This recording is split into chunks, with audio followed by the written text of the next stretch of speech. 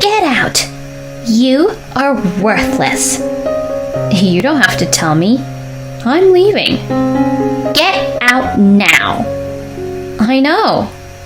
I grabbed my wallet and phone. But my mother-in-law, Paula, swatted them away with force. She took $750 out of my hand. What's in this house is ours. What? I'm not gonna let you walk away with what's in this house. You're gonna walk out of here with nothing but your clothes on. She's the meanest person I've ever met. I ran out of the house. My name is Ivy. I've been married to my husband David for 2 years. We met at work and dated for a year before we got married. I was so happy when David, who was very popular among the female employees, asked me to be his girlfriend. He's very funny and always smiling. I believe that this happiness would last forever. David said to me, "Let's talk about everything with each other and walk down the road together." I was so happy to hear that. As it turned out, he didn't really mean what he said. But that wasn't the case when we first met. His true nature hasn't changed at all, though. I just couldn't see it. It was only recently that David's true nature was revealed. 6 months ago, my father-in-law passed away. My happy marriage slowly fell apart. "I need to talk to you." That day, David approached me with a mysterious look on his face. This was unusual for my normally cheerful husband. I listened to him and wondered what was going on. "I'm thinking of moving in with my mother." David is a very kind man. He was worried about Paula being left alone. I was prepared for him to say something like this sooner or later, but I felt something strange when he said this. "I'm thinking of moving in with my mother." What about my opinion? The way he said it sounded like he had already made up his mind. Am I just being paranoid? I wish I had someone I could talk to at a time like this. My parents have already passed away, so even if I want to talk to them about it, I can't. I thought about talking to my friend about it, but my friend is single. None of my friends are married. I thought about talking to someone at work, but David and I work at the same company. I didn't feel comfortable discussing our situation with someone at work. I agonized over the matter alone, but David had always shown me his concern for me. I decided to stop being so nervous about what he said. About moving in together with Paula? I was at a loss for words that day and couldn't respond. Later that day, I told David whether or not I wanted to live with her. "What?" I'm worried about Paula. I'm in favor of moving in with her too. Yeah. It's not what I expected. He sounds so uninterested. I was expecting a thank you or a I'm glad or something like that. I wonder if I was arrogant to expect such words.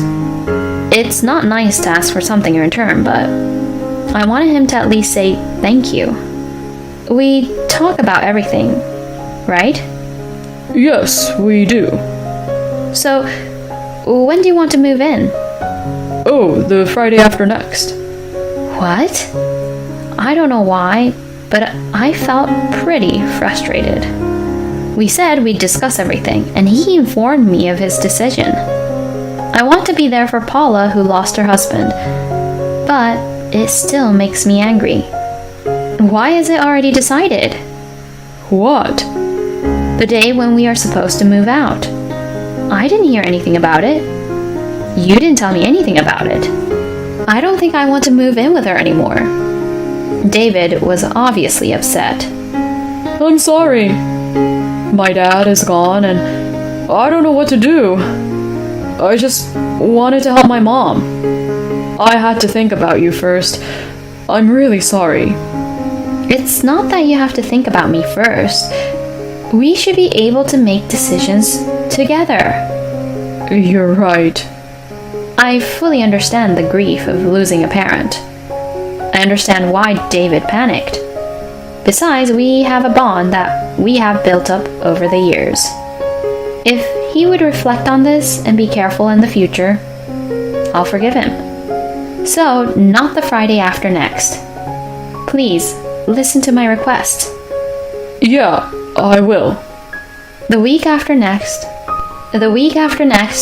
I have a party at work, so I can't. Okay. When do you think you can make it? Well, Saturday would work for me.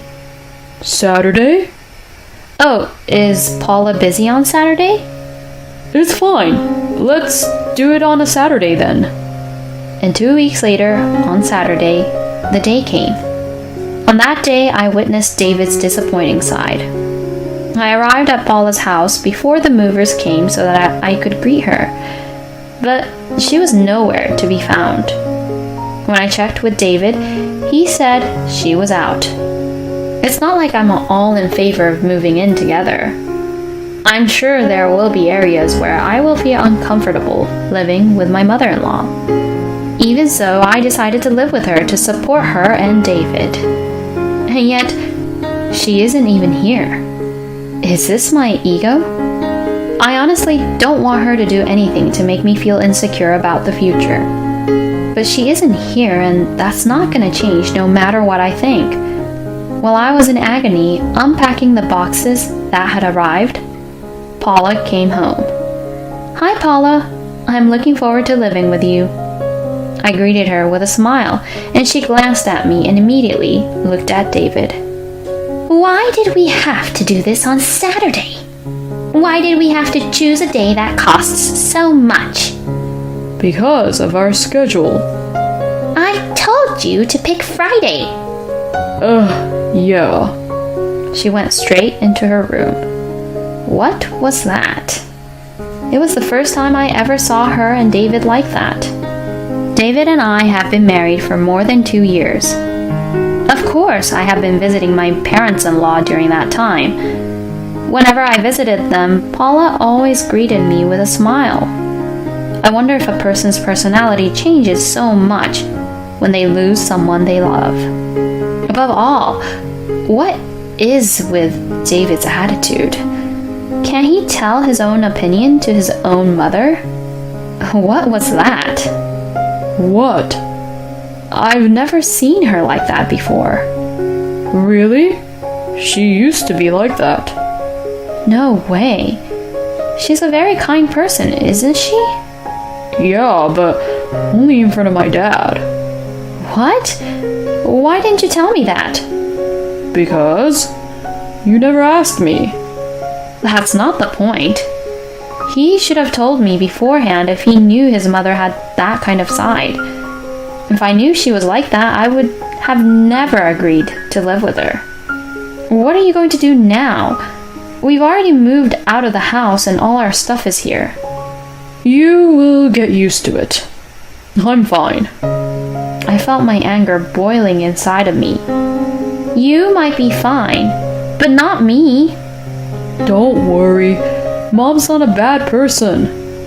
The only reason she wanted to do this on Friday was because she was worried about our finances. She was just being a little harsh, that's all. No, it didn't seem that way to me.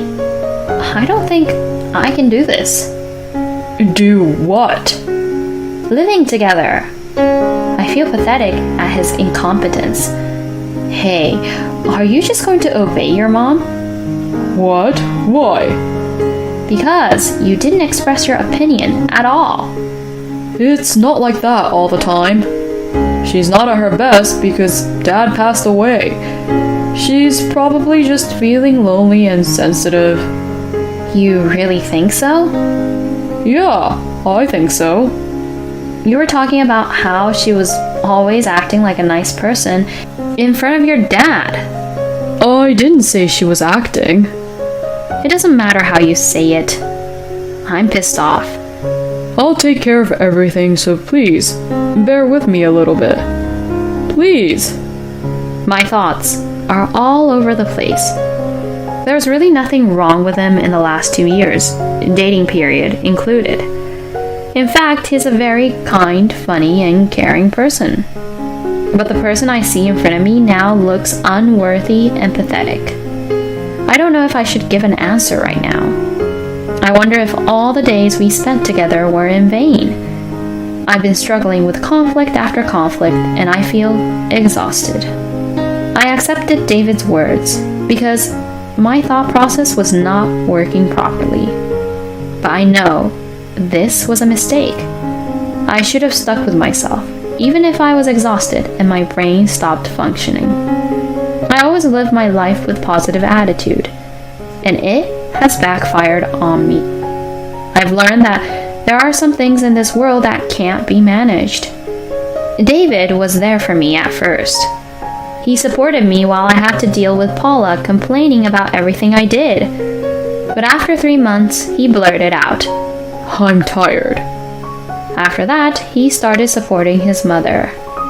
In other words, I had no one to turn to. David doesn't say or do anything, even if Paula says harsh things to me. He would hurry off to his room. I have to be very careful about our neighbors here. There are 2 factions in the neighborhood, one group of wives led by Paula and another group. They don't get along very well. I see them when I take out the garbage or come home from work and when I say hello to them. But they just stare at me from the bottom to the top and ignore me. I guess Paula says bad things about me. When I pass them in the neighborhood, no one greets me. Why do I have to experience such loneliness? Is there any point in living together? Do I really need to be married to David? I don't need to ask myself these questions. The answer is already there. At dinner that night, I broached the subject. I would like to talk to you about our future. Paula's eyes widened. Oh, yes, finally. So when are you quitting your job? What? I'm not quitting my job. Then I don't have to listen to you. What is going on, David? You should be able to make your wife obey us. Yeah. What are you talking about? You were supposed to quit your job and move in with me. What? I can't live my retirement life because you didn't keep your promise. She doesn't do anything anyways. I didn't know she expected me to quit my job. What is going on? I looked at David, but he just stood there looking uncomfortable. I said, "What is going on?" Mom's getting old, so if you quit your job, you can stay home and Mom can relax. She complains about the food I make, the rooms I clean. All she does is complain. I'm not complaining. I'm trying to teach you something. Look, all I need is for you to quit your job and stay home. You can take care of my mom. Then you quit your job and take care of her. She's your mother. I was just trying to tell you that I'm divorcing you. What?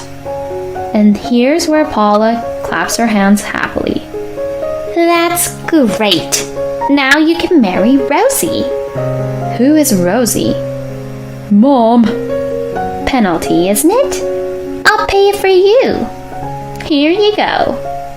Paula shoved a wad of cash to me. How much?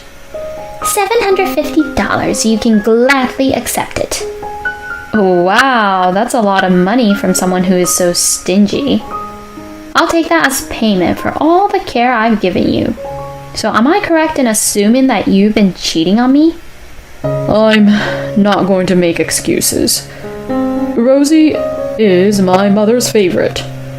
She's even offered to stay with us if we get married. Rosie lives close, and if she and I get married, I'll be free. I feel like crying. Even though he was not supporting me anymore, and I decided to get a divorce, I never thought he would betray me like this. I know if he was just a weak-minded person, but I somehow believed he would never betray me. But while I was going through the pain, he only wanted to save himself. I won't cry. I'm not going to shed a tear. All right, then let's proceed with the divorce. You have to fulfill your final responsibility. What? I'm going to charge you and Rosie alimony. Wait a minute. I just gave you some money. That's for 3 months' care. You have a job, so I'm going to charge you based on your income. But I don't care if we have to go to court. if we do that, you'll get less money. I don't care, as long as it's settled properly. Don't be ridiculous. I'm not going to let you do that. It's none of your business. My spouse is David. You're such an arrogant person. You're a woman and you didn't even quit your job when you moved in. How rude is that? Whatever. Get out of here. You're useless. I am leaving. Get out now.